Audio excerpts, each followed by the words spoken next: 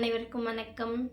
இன்னைக்கு இந்த காணொளியில நம்ம பார்க்க போற புத்தகம் வந்து பார்த்தீங்கன்னா, புத்தகம் அப்படின்றத விட இந்த பழக்கங்கள் அடுத்து வர 2025 அந்த வருடத்தில நான் சொல்லப் போற இந்த 6 பழக்கங்கள நீங்க கடைப்பிடிக்கிறது மூலமா, கண்டிப்பா உங்க வாழ்க்கையில ஒரு மிகப்பெரிய மாற்றத்த நீங்க கொண்டு வரலாம். இந்த புத்தகம் வந்து அதிசயங்கள் நிகழ்த்தும் அதிகாலை. அந்த புத்தகத்தில ஆத்தர் சொல்லியிருக்க அந்த 6 விஷயங்கள் பற்றி தான் இன்றைக்கி நம்ம பார்க்க போகிறோம். அந்த 6 விஷயத்தில் முதல் விஷயம் என்னன்னு பார்த்தீங்கன்னா, சைலன்ஸ். தினமும் 5 நிமிடம் நீங்கள் உங்களுக்குள்ள அமைதியாக உட்காரணும். உங்களுக்கான நேரமாக அது மாறணும். இதை எப்படியெல்லாம் பண்ணலாம் அப்படின்ற சில விஷயங்கள் அவர் சொல்லியிருக்காரு. அதையும் நான் சொல்கிறேன். காலையில் நீங்கள் எந்திரிச்சு முகம் கழுவி பல் துலக்கி ஒரு அமைதியான இடம் பார்த்து உட்கார்ந்துக்கணும். வெறும் தரையில் எப்போவுமே உட்காரக்கூடாது. கீழே ஏதோ ஒரு விஷயம் போட்டு நீங்கள் அது மேலே உட்கார்ந்து 5 நிமிடம் அமைதியாக எந்த விதமான எண்ணங்கள் வந்தாலும் பரவாயில்ல. ஏன்னா முதல்ல நம்ம பொதுவாக அமைதியாக உட்கார்ந்தாவே நமக்கு பல எண்ணங்கள் வரும். ஆனால் இதை நீங்கள் தொடர்ந்து செய்யணும். இது முதல் விஷயம். அதில் வந்து எனக்கு தேவையில்லாத எண்ணங்கள் வருது, என்னால் அப்படி உட்கார முடியல அப்படின்லாம் நீங்கள் எந்த விஷயமும் நினைக்காம 5 நிமிடம் அதுக்கான ஒரு நேரத்தை கூட நீங்கள் கரெக்டாக ஒதுக்கிட்டு உட்காந்துக்கோங்க. இது ஏன் அதிசயங்கள் நிகழ்த்தும் அதிகாலை அப்படின்னு பார்த்தீங்கன்னா, காலையில் நீங்கள் உங்கள் வேலையை ஆரம்பிக்கிறதுக்கு முன்னாடி, உதாரணமாக நீங்கள் தினமும் ஒரு 6:30 மணிக்கு எழுந்திரிக்கிறீங்கன்னா, ஒரு 6 மணி 5:30 மணிக்கு எழுந்து இந்த எல்லா பழக்கங்களும் செய்கிறது மூலமாக உங்கள் நாளுக்கான அந்த விஷயங்களே அழகாக மாறும். 2வது விஷயம் வந்து அஃபர்மேஷன்ஸ், வாக்கியங்கள்.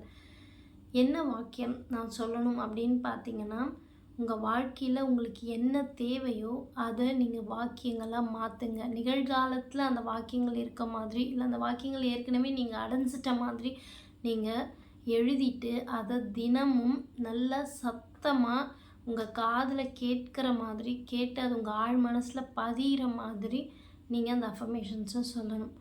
உதாரணமாக காலையில் எந்திரிச்சதும் நான் என்ன சொல்வேன்னு பார்த்தீங்கன்னா, I'm so happy and grateful for this wonderful டே அப்படின்ற அந்த விஷயத்த நம்ம சொல்லணும். ஏன்னா இன்றைக்கி நமக்கு ஒரு புது நாள் கிடச்சிருக்கு. நம்ம இன்றைக்கி ரொம்ப சந்தோஷமாக அந்த நாளை ஆரம்பிக்கணும் அப்படின்ற இன்டென்ஷனுக்காக அந்த விஷயத்த அன்றைக்கான நாளுக்கு நான் தேங்க்ஃபுல்லாக இருக்கேன் அப்படின்றது நம்ம சொல்லுவேன். அந்த மாதிரி நீங்கள் நினைக்கிற என்ன விஷயம் வேணால் சொல்லலாம்.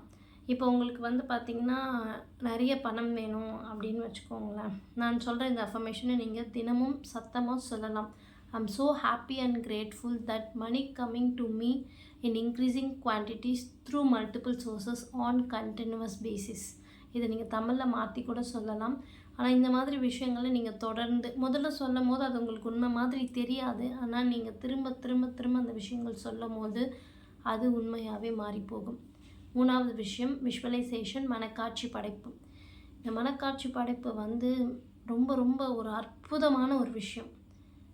நீங்கள் பண்ணி பார்த்தா தான் உங்களுக்கு தெரியும். நீங்கள் ஒரு கனவு வாழ்க்கை வச்சுருக்கீங்க. அந்த கனவு வாழ்க்கை நிஜத்தில் நடந்தால் நீங்கள் எப்படி உணர்வீங்க அப்படின்றது கண்ணை மூடி ஒரு 3 நிமிடம் அதிகபட்சமாக பண்ணி பாருங்கள்.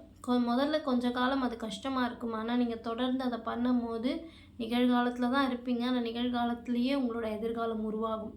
எப்போ நம்ம நினைக்கிற அத்தனையும் நடக்கும் தெரியுங்களா? நீங்கள் நிகழ்காலத்தில் இருந்து அந்த விஷயத்தை உருவாக்கும்பொழுது மட்டும்தான். அப்போ தான் அந்த மேனிஃபெஸ்டேஷன் ஒர்க் ஆகும். ஸோ அதை ரொம்ப தெளிவாக பாருங்கள். 4வது எக்ஸசைஸ். நமக்கு உடற்பயிற்சி வந்து ரொம்ப ரொம்ப முக்கியம். நம்ம எளிதாக டேக் இட் ஃபார் கிராண்டடாக எடுத்து இதை பண்ண வேணான்னு முடிவு பண்ணுற முதல் விஷயமே எதுவாக இருக்குன்னா உடற்பயிற்சி. ஆனால் நம்ம என்ன வேலை செஞ்சாலும் நம்ம உடல் நல்லா இருந்தால் தான் நம்மளால் எதுனாலும் பண்ண முடியும். ஹெல்த்து தான் நம்மளுடைய மிகப்பெரிய ஹெல்த்து. அதனால் தினமும் ஒரு 15 நிமிடம், குறைஞ்சபட்சம் முடியும்னா 30 நிமிடம் கூட நீங்கள் பண்ணலாம். உடற்பயிற்சி, ஏதோ ஒரு உடற்பயிற்சி உங்களுக்கு பிடிச்சதை நீங்கள் கண்டிப்பாக செய்யுங்க. அடுத்தது சொல்லிட்டேன், எக்ஸசைஸ். SAVER. அடுத்து என்னன்னு பார்த்தீங்கன்னா ரீடிங், புத்தகம் வாசிக்கிறது. கண்டிப்பாக பண்ணுங்கள். 2 பேஜ்லேருந்து அதை ஆரம்பிங்க, 2 பக்கமாக ஆரம்பிங்க.